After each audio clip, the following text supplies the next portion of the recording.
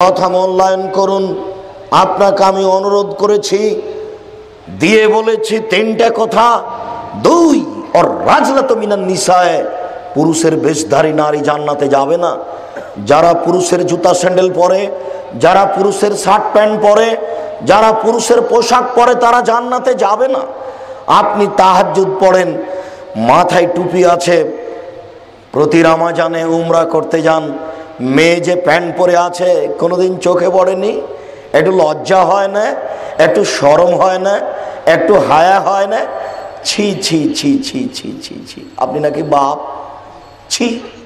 আপনি একটু আজকে বাড়িতে দেখে নেন তো আপনার মেয়ে কি পরে আছে।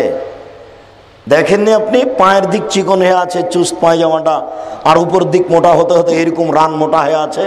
ছি। একটু লজ্জা হয় না আপনাকে যে আমি বাপ? আপনার একটু লজ্জা হয় না? আপনাকে একটু খারাপ লাগে না? আপনার হায়া নেই, আপনার লজ্জা নেই, আপনার শরম নেই, আপনার বোধোদয় নেই, আপনার বোধগম্য নেই, আপনার হিতাহিত জ্ঞান নেই, আপনার মানবতা নেই। আপনি রাজশাহী চাঁপাইনবাবগঞ্জের ভাষাতে একজন অমানুষ। কি দেখাতে চাচ্ছেন? কি দেখাতে চাচ্ছেন? তিন শ্রেণীর মানুষ জান্নাতে যাবে না, এই কথা আমি বলিনি, এই কথা মুহাম্মদ সাল্লাল্লাহু আলাইহি সাল্লাম বলেছেন। আমি অনুবাদক মাত্র। আপনি বলেন কি? এই দেশের মাটিতে যদি হিন্দু তার ধর্মের কথা বলতে পারে, এই দেশের মাটিতে যদি ইহুদি তার কথা দিনের কথা বলতে পারে, এই দেশের মাটিতে যদি অমুসলিম তার ধর্মের কথা বলতে পারে, এদেশের মাটিতে যদি প্রত্যেকটা মানুষের দিনের কথা বলার স্বাধীনতা থাকে, তাহলে আমারও এই দেশের মাটিতে হাদিস অনুবাদ করার অধিকার রয়েছে। আমি একজন অনুবাদক, অনুবাদ করে দেখাতে চাই। সকল বিধান বাতিল করো, ওহির বিধান কায়েম করো। সম্মানিত দিনী ভাই, আমি আপনাকে কটাক্ষ করে কিছু বলে আপনার সাথে আমার দূরত্ব রয়েছে কথা আমি প্রমাণ করতে চাইনি। আপনার দোকানের পাশে আমার দোকান নেই, কোনোদিন আপনার সাথে আমার গন্ডগোল হয়নি। আপনার বাসার সাথে আমার বাসা নয়, উঠতে বসতে আপনার সাথে আমার কোনোদিন দু কথা হয়নি। কাজে আপনার সাথে আমার শত্রুতা আছে এ কথা আমি বলিনি। আমি বলছি আপনি আমার দিনী ভাই। তাহলে ওই মেয়েটা বলুক আমার নাম অলোকা, আমার বাপের নাম গৌতম গুপ্ত, হয় তাকে এ কথা বলতে হবে, আর না হয় তাকে প্যান্ট পোশাক ছাড়তে হবে। ও যদি মুসলমানের মেয়ে হয়, ওর বাপ যদি মুসলমান হয়, ওর মা যদি মুসলমান হয়, তাহলে এই পোশাক তাকে জরুরি ভিত্তিতে ছাড়তে হবে। এই বোকা মেয়ে, তুমি ফাইজলামি ত্যাগ করো। তুমি ঢং পেয়েছ, তুমি নগ্ন পোশাক পরে জাতিকে পাপী করে তুমি নিজেকে শিক্ষিত দেখাও। শোনো, তোমাকে একটা কথা বলে রাখি, দেখো, জেনা করা খুব রিস্কের কাজ, এইটা একটা পাপ। টাকা পকেট থেকে চুরি করা, এটা একটা রিস্কের কাজ, এইটা একটা পাপ। সুদ খাওয়াও অপমানজনক পাপ। সুদ খায় যে, সে লজ্জা পায়, হয়তোবা আমাকে কে সুদখোর বলবে।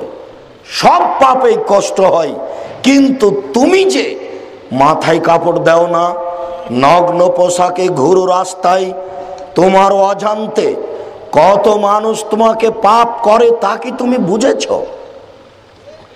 তোমার অজান্তে তোমার বাপ, তোমার ভাই, তোমার চাচা, তোমার দাদা, তোমার প্রতিবেশী, গ্রামবাসী, মহল্লাবাসী, স্কুল কলেজের মানুষ, শিক্ষক ছাত্র, তোমার অজান্তে তোমাকে দেখে তারা কত পাপ করছে দিন রাত, তা কি তুমি অনুভব করেছ? ছি ছি ছি ছি ছি। তোমার নগ্নতা দেখে যদি 10 লক্ষ মানুষ পাপী হয়ে থাকে, তাহলে 10 লক্ষ মানুষ যত পাপ করেছে, তোমার বাপ একাই তত পাপ করেছে, তুমি একাই তত পাপ করেছ। এক পাপ 3 ভাগে বিভক্ত। 10 লক্ষ পাপী যত পাপ করলো, তুমি একাই তত পাপ করলে, তোমার বাপ একাই তত পাপ করলো, তোমার অজান্তে 10 লক্ষ পাপ, তুমি তোমার বাপ 3 জনই জাহান্নামী হয়ে গেলে, তুমি কি সেটা ভেবেছো কখনো? তুমি তোমার এই নোংরা নীতি ত্যাগ করো, তুমি তোমার এই বেহায়াই ত্যাগ করো। দেখো তুমি একজন মুসলমানের মেয়ে, তুমি কথাকে উপেক্ষা করো না। আমি বললে হয়তোবা তুমি মনে করবে আব্দুর রাজ্জাক সাহেব আমাদেরকে কটাক্ষ করে বললেন, আমি তা বলিনি।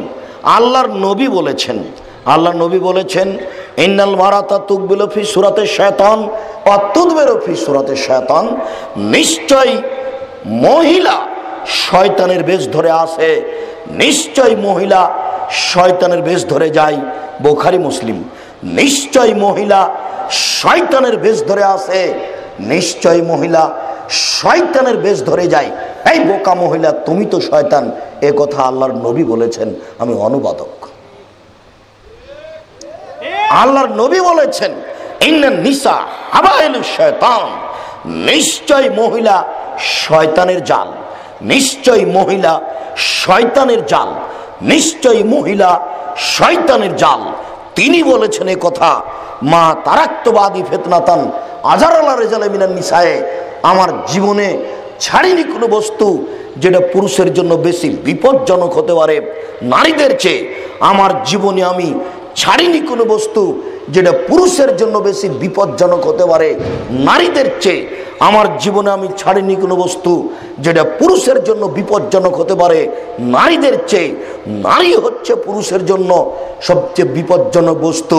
তিনি নারীকেই শয়তান বলেছেন, তিনি নারীকেই বলেছেন শয়তানের বেশ ধরে আসে, শয়তানের বেশ ধরে যায়। এই মেয়ে শোনো, আমি তোমাকে গালি দিইনি, আমি এই কথা বলে তোমাকে এই কথা আমি বলতে চাইনি। আমি তোমাকে এই কথা বলবো কেন? তোমাকে তো আমি আয়েশার মতো মনে করি। আমি তোমাকে এই কথা বলবো কেন? আমি তো তোমাকে খাদিজার মতো মনে করি। তুমি একটু দেখবা আয়েশাকে। এই মেয়ে, রেডি হও। আর একজনের সাথে গল্প করছো কেন? বাড়ি থেকে কথা শুনছো, টিভিও খোলা আছে, তোমার লজ্জা হয় না? টিভি বন্ধ করো। টিভি বন্ধ করে তুমি আমার দিকে লক্ষ্য করো, এইদিকে শোনো। আমি শয়তান বলিনি, আল্লাহ নবী বলেছেন তোমাকে শয়তান।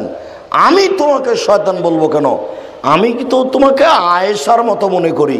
একটু দেখবা, একটু আয়েশাকে দেখবা। দেখো, একটু দেখো, এইদিকে দেখো।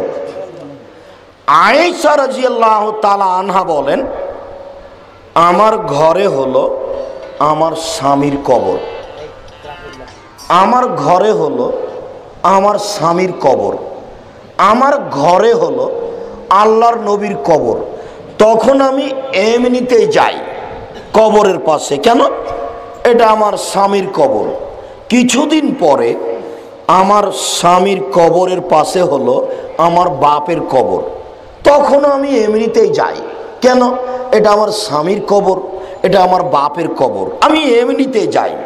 কিছুদিন পরে সেখানে কবর হলো উমারের। তখন আমি আর এমনিতেই যাই না কবরের পাশে। কেন? এখানে একজন বেগানা পুরুষের কবর হয়েছে। আমি কবরকে লজ্জা করি, মাথায় কাপড় দিয়ে নিজেকে গুটিয়ে নিয়ে কবরের পাশে যাই। আমি একটা বেগানা পুরুষের কবরকে লজ্জা করি। আয়েশা বেগানা পুরুষের কবরকে লজ্জা করে, আর তুমি একজন বোকা মহিলা নগ্ন হয়ে রাস্তায় চলো। তুমি শয়তান ছাড়া কে শয়তান? এ কথা বলো তুমি। আয়েশা কেন শয়তান হবেন? তুমি শয়তান। আয়েশা কেন শয়তান হবেন? আল্লাহর নবী আয়েশাকে কেন শয়তান বলবেন? তোমাকে শয়তান বলেছেন। তুমি পোশাক পরিবর্তন করো, তোমার পোশাক পরিবর্তনের জন্য এসেছি। আগামীকাল সন্ধ্যা হতে হতে তুমি পোশাক পরিবর্তন করো। তোমার আমি কিছু না কিছু উপকার করবই করবো ইনশাআল্লাহ। তোমার উপকারের জন্য এসেছি, তোমার আমি কিছু না কিছু উপকার করবই করবো ইনশাআল্লাহ। এইদিকে শোনো, আল্লাহর নবী নারীকে শয়তান বলেছেন, এই কথার অর্থ কি তিনি খাদিজাকে শয়তান বলেছেন? কখনোই নয়। শুনেন, একদা আল্লাহর নবী বসে আছেন, জিবরাইল আসলেন, আল্লাহর নবীর কাছে। জিবরাইল আলাইহিস সালাম আল্লাহর নবীর কাছে এসে বলছেন, আল্লাহর নবী ওই যে খাদিজা আসছে, ওই যে খাদিজা, তার হাতে একটা বাটি আছে, বাটিতে তরকারি আছে। শোনেন আল্লাহর নবী, শোনেন, খাদিজা যখন আপনার কাছে আসবে তখন আপনি তাকে প্রথমে বলবেন, খাদিজা, আল্লাহ তোমাকে সালাম দিয়েছেন। দ্বিতীয় বাক্যে বলবেন, খাদিজা, জিবরাইল তোমাকে সালাম দিয়েছেন। তৃতীয় বাক্যে বলবেন, খাদিজা, জান্নাতে তোমার জন্য একটি হীরা মুক্তা মাণিক্য দ্বারা ঘর তৈরি করা হয়েছে, যেখানে কোনো হইচই নেই। বুখারী মুসলিম। বলেন আপনি, আল্লাহর নবী কি খাদিজাকে শয়তান বলেছেন? জি না। আপনার মতো বোকা মহিলাকে শয়তান বলেছেন। ছোট ব্লাউজ পরে পেট দেখিয়ে বাজারে যান, হিসাব হয় না? খারাপ লাগে না আপনাকে একটু? ঠোঁটে লিপস্টিক দিয়ে, কপালে টিপ দিয়ে রাস্তায় যান, আপনাকে একটু লজ্জা লাগে না? আপনার একটু খারাপ লাগে না? শোনেন, দুই শ্রেণীর মানুষ জেনাকার, দুই শ্রেণীর মানুষ পাপী। পাপ না করার আগে আল্লাহ রাসূল বলেছেন, তার এক শ্রেণীর মানুষ হচ্ছে যেসব নারী ঠোঁটে লিপস্টিক দিয়ে পাউডার মেখে বাজারে যায়, পুরুষের পাশ দিয়ে হাঁটে, তারা ব্যভিচারিণী, তারা ব্যভিচারিণী, তারা ব্যভিচারিণী। কথাটি আল্লাহ রাসূল 3 বার বলেছেন। কোন মহিলা সাজগোজ করে, সাজসজ্জা গ্রহণ করে, ঠোঁটে লিপস্টিক দেয়, পাউডার মাখে, ফামারাত বিমাজলিসিন, তারপরে পুরুষের পাশ দিয়ে হাঁটে, ফাহিয়া কাযা জানিয়ে, ও ব্যভিচারিণী, ও ব্যভিচারিণী, ও ব্যভিচারিণী। কথাটি আল্লাহ রাসূল 3 বার বলেছেন। 3 দায়ুস জান্নাতে যাবে না। যারা বাড়িতে বেহায়াইর সুযোগ দিয়েছে, যার মেয়ে নগ্ন পোশাক পরে স্কুল কলেজে যায়, হাটে বাজারে যায়, এই বাপ জান্নাতে যাবে না। তাহাজ্জুদ পড়লেও হবে না, হজ করলেও হবে না, তাহাজ্জুদ পড়লেও হবে না, হজ করলেও হবে না।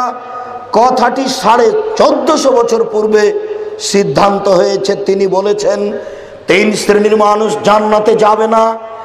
1, মদমিনুল খামর, যারা নিয়মিত বিড়ি, তামাক, জর্দা, সিগারেট, গুল, নেশাদার দ্রব্য খায়, পান করে। 2, যারা নগ্ন পোশাক পরে, পুরুষের পোশাক পরে, পুরুষের পোশাক ধারী নারী, পুরুষের বেশধারী নারী জান্নাতে যাবে না। 3, যারা দায়ুস, তারা জান্নাতে যাবে না, যারা বাড়িতে বেহায়াইর সুযোগ দিয়েছে।